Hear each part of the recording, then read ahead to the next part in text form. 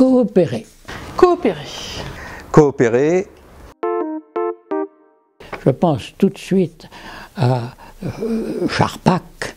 Ils aident des enfants d'une dizaine d'années à être des chercheurs et à coopérer donc avec des penseurs, des gens du niveau le plus élevé, à coopérer ensemble pour mieux voir, comprendre, découvrir. Les choses sont possibles, la main à la pâte est possible.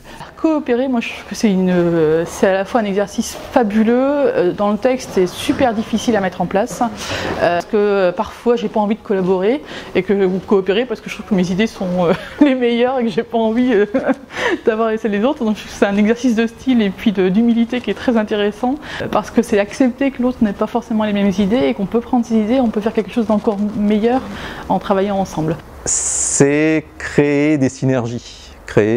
Coopérer, c'est que 1 + 1, ça fasse 3. C'est-à-dire que c'est considérer qu'en faisant ensemble, on est forcément plus intelligent que si on fait tout seul, et que si 2 personnes ont une idée, qu'ils échangent leurs idées, chacun a 2 idées. Alors que si on échange des œufs, on a chacun un œuf au bout du compte. Voilà. Coopérer. Coopérer, oui, bien sûr. C'est peut-être très injuste, mais j'aime pas tellement ce mot. Je trouve que il fait Boy Scout, et je trouve que le côté Boy Scout tue l'école. Le côté on va se mettre ensemble, on va lutter contre le gaspillage. Coopérer, c'est partager. Coopérer, c'est apporter pour moi une pierre à l'édifice qui fasse que cet édifice puisse prendre forme. Coopérer, c'est apporter quelque chose à.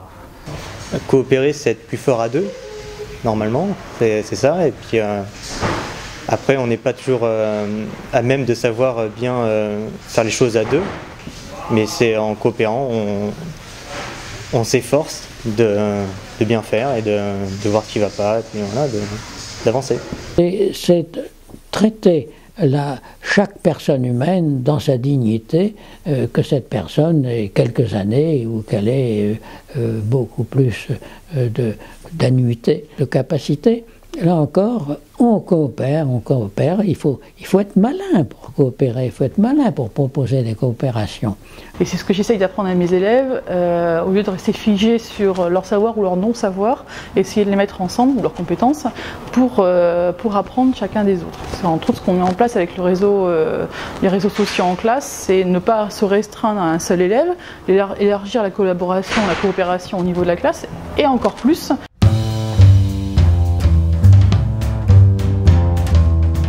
La coopération, c'est faire entendre, et dans le cadre de l'enseignant et chez les élèves, que le travail en commun, c'est un plus. Alors oui, c'est une charge, oui, c'est compliqué parce qu'on s'expose, oui, ça veut dire qu'on est plus autonome totalement dans son travail, mais ça veut dire qu'en coopérant, on va arriver plus loin. Donc coopérer, co-animer, oui. Mais encore une fois, c'est indispensable. Et pour nos élèves, et pour l'enseignant. Coopérer, oui, mais parce qu'on a une originalité à apporter aux autres, et qu'une manière d'être qui n'est pas identique, et on a besoin justement que ces variétés entrent en jeu de la même manière que nous ne serions pas vivants si nous n'étions pas habillés par des milliards de particules. On pourrait imaginer qu'une logique de coopération entre enseignants permettrait d'éviter tous ces découpages systématiques d'heure en heure et qu'on pourrait gagner du temps, par exemple. C'est de l'énergie gagnée, de l'efficacité en plus, la coopération. On est rempli, on coopère avec toute une série de réalités vivantes ou même chimiques, d'enzymes ou tout ce que vous voudrez. Il y a une espèce de... Nous sommes une coopérative vivante. Donc coopérer, c'est là aussi se mettre d'accord sur un objectif qui va être commun et accepter d'ouvrir le travail aux autres pour avoir du plus. C'est une logique d'efficacité, la coopération.